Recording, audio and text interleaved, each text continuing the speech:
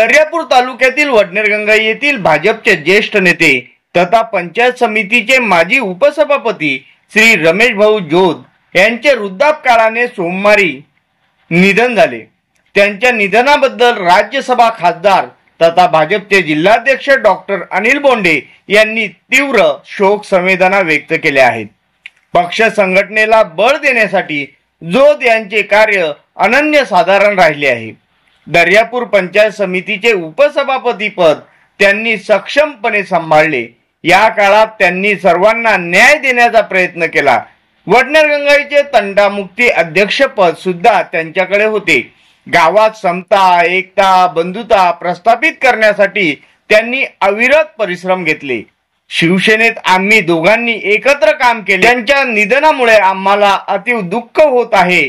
एक चांगला सहकारी आम्ही गमावला आहे, असंही अनिल बोंडे यांनी आपल्या शोकपत्रात म्हटले आहे। या दुःखाच्या प्रसंगात आम्ही व भाजप परिवार जोध कुटुंबियांच्या सोबत आहोत।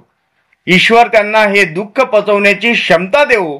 ओम शांती अशा शब्दात जोध यांना बोंडे यांनी श्रद्धांजली अर्पण केली।